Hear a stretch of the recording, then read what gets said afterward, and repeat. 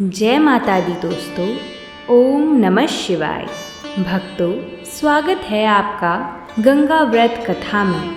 आज हम सभी पोष मास की अमावस्या की कथा सुनेंगे, जिसे व्रत और व्रत के अलावा भी सुना जाता है।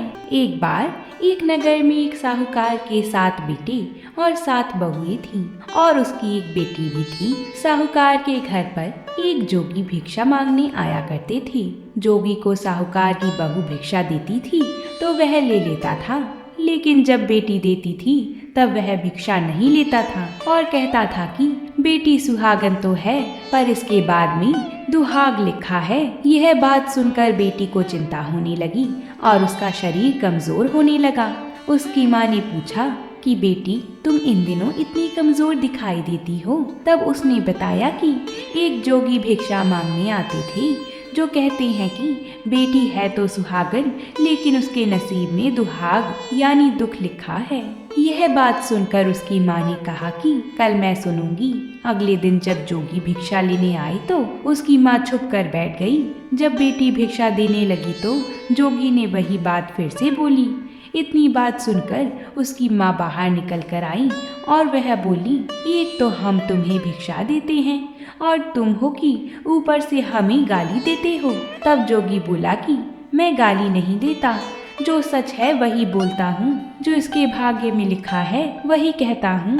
माँ ने जोगी से कहा कि तुम्हें यह पता है कि इसके भाग्य में दुहाग लिखा है, तो यह भी बता दो कि यह कैसे दूर होगा। तब जोगी बोला कि 7 समुंदर पार एक सोना धोबिन रहती है, जो सोमवती अमावस्या का व्रत करती है।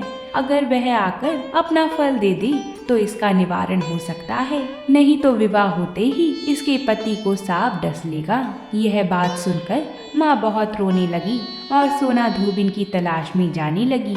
चलते चलते रास्ते में तेज धूप पड़ने लगी तो साहूकारनी एक पीपल के पेड़ के नीचे बैठ गई। उस पीपल के पेड़ में एक गरुड़ पक्षी का घोंसला था, जिसमें गरुड़ का छोटा बच्चा था। साहूकारनी को घोंसले के पास एक सांप जाता दिखाई दिया तो उसने उस गरुड़ के बच्चे को बचाने के लिए उस सांप को मारकर डाल के नीचे रख दिया। जब गरुड़ और पंखनी आई तो घोंसले के पास खून देखकर क्रोधित हो उठे और साहूकारनी को चोंच मारने लगे।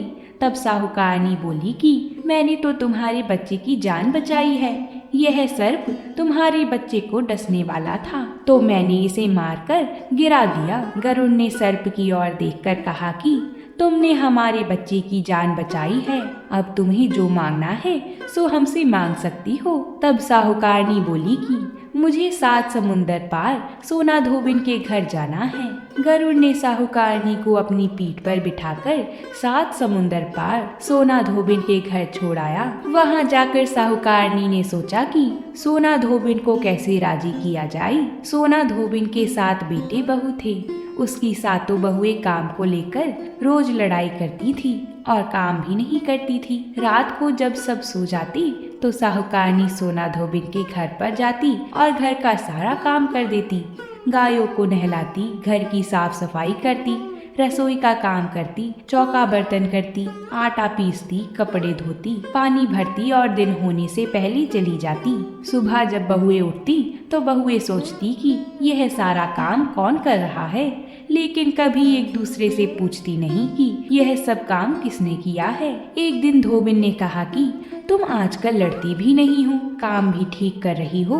तो बहुओं ने कहा कि सासू जी, काम तो हमें ही करना पड़ता है, चाहे हम लड़कर करें या राजी से करें, इसलिए लड़ाई करने का क्या फायदा। सोना धोबिन ने सोचा कि आज देखा जाए कि कौन सी बहू काम करती है, और वह रात को सोई नहीं। उसने देखा कि रात को एक स्त्री आई और पूरा काम करके जाने लगी। तो सोना धोबिन ने बोला कि तुम कौन हो और तुम्हें ऐसी क्या जरूरत है जो तुम इतना काम कर रही हो। साहूकारनी ने कहा कि जरूरत है तभी इतना काम कर रही हूँ। सोना धोबिन ने पूछा कि तुम्हें क्या चाहिए। साहूकारनी बोली कि पहले मुझे वचन दो तब बताऊंगी। सोना धोबिन ने वचन देकर कहा कि अब बताइए। साहूकारनी बोली कि मेरी बेटी के भाग्य में दुहाग लिखा हुआ है, इसलिए आप चलकर उसे सुहाग दे दें और सोमवती करें। सोना धोबिन अपने बेटे बहू से बोली कि मैं तो साहूकारनी के साथ जा रही हूँ। यदि पीछे से तुम्हारे पिताजी खत्म हो जाएं, तो तेल घी के कूप में डालकर छोड़ देना। फिर दोनों जनी साहूकारनी के घर चली जाती हैं। साहूकार की बेटी का ब्याह होने लगा। दूल्हा फेरों में बैठ गया। सोना धोबिन ने दूल्हे के घुटने के पास कच्चा करवा रखा, उसमें दूध डाला और तात का तार लेकर बैठ गई। थोड़ी देर बाद सांप दूल्हे को डसने के लिए आया। सोना धोबिन ने करवा आगे रखा और तार से बांध दिया, लेकिन दूल्हा डर के मारे मर गया। तब सोना धोबिन ने टीके में से रोली निकाली, मांग से सिंदूर निकाला, आंखों में से काजल निकाला और मेहंदी निकालकर छोटी अंगुली से छींटे मारे और बोली कि आज दिन तक मैंने जितनी सोमवती अमावस्या करी, उनका फल तो साहूकार की बेटी को लग जाए और आगे जो मैं सोमवती अमावस्या करूं वह मेरे बेटे को लगे। इतना कहते ही दूल्हा जीवित हो गया और सभी सोमवती की जय जय बोलने लगी। सोना धोबिन वापस जाने लगी। तब साहूकारनी बोली कि तुमने मेरे जमाई को नया जीवन दान दिया है, इसलिए कुछ भी मांग लो। वह बोली कि मुझे तो कुछ नहीं चाहिए, सिर्फ एक हांडी दे दो। वह हांडी लेकर चली जाती है। रास्ते में सोमवती आती है तो हांडी का 108 परिक्रमा लगाकर पीपल के पेड़ के नीचे गाड़कर घर आ जाती है।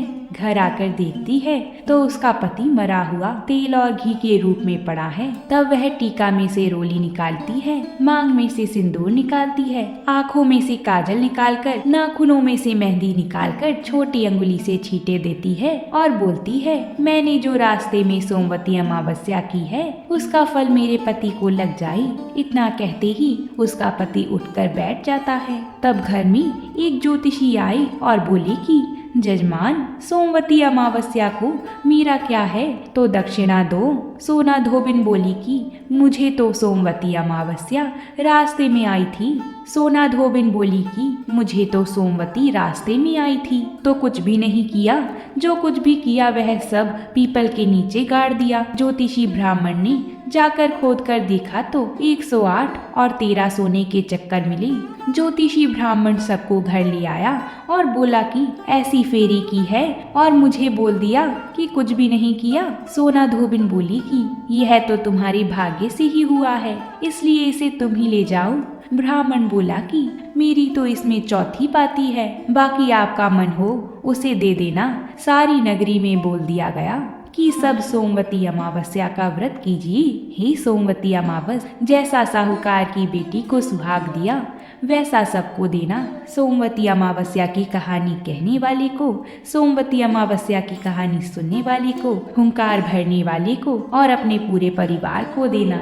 बोलिए भगवान शंकर की जय हो।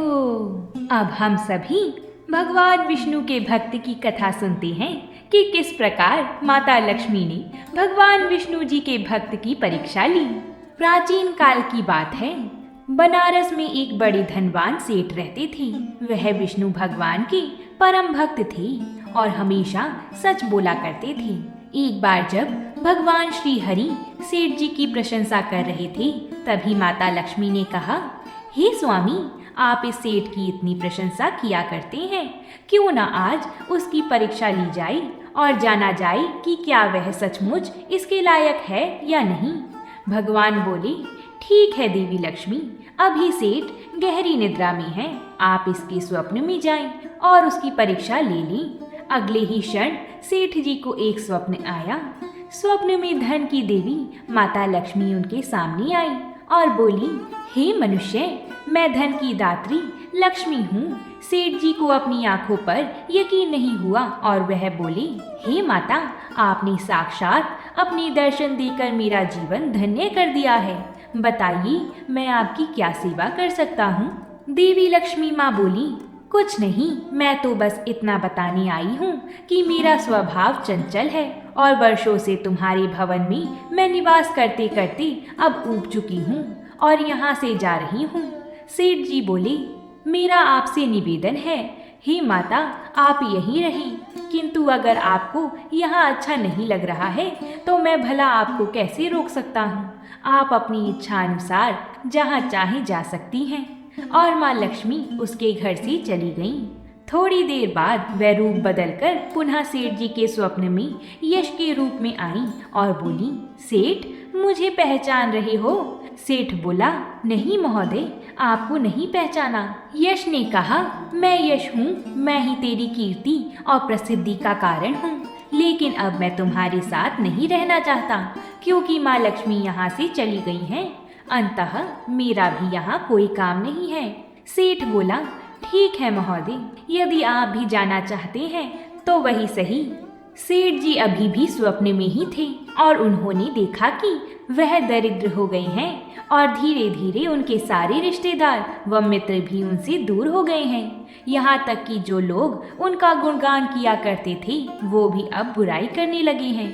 कुछ और समय बीतने पर माता लक्ष्मी धर्म का रूप धारण कर पुनः सेठ जी के स्वप्न में आई और बोली, मैं धर्म हूँ, माता लक्ष्मी और यश के जाने के बाद मैं भी इस दरिद्रता में तुम्हारा साथ नहीं दे सकता, मैं जा रहा हूँ। सेठ बोला, जैसी आपकी इच्छा, और धर्म भी वहाँ से चला गया।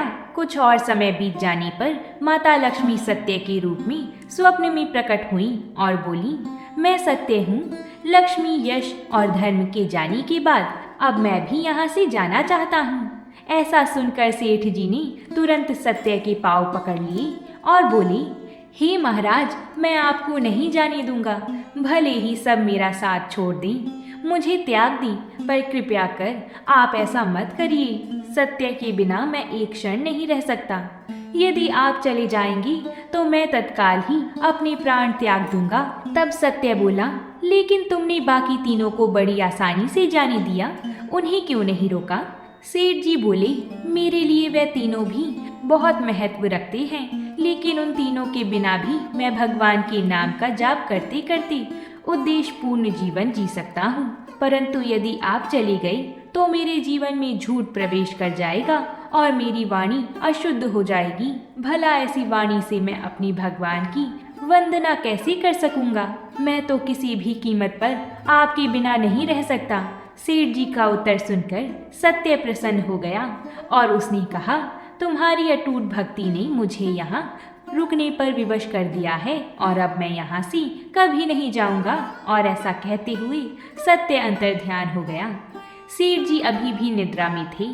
थोड़ी देर बाद स्वप्न में धर्म वापस आया और बोला, मैं अब तुम्हारे पास ही रहूँगा, क्योंकि यहाँ सत्य का निवास है। सेठ जी ने प्रसन्नता पूर्वक धर्म का स्वागत किया। उसके तुरंत बाद यश भी लौट आया और बोला, जहाँ सत्य और धर्म है वहाँ यश स्वतः ही आ जाता है, इसलिए अब मैं भी तुम्हारे साथ ही रहूँगा।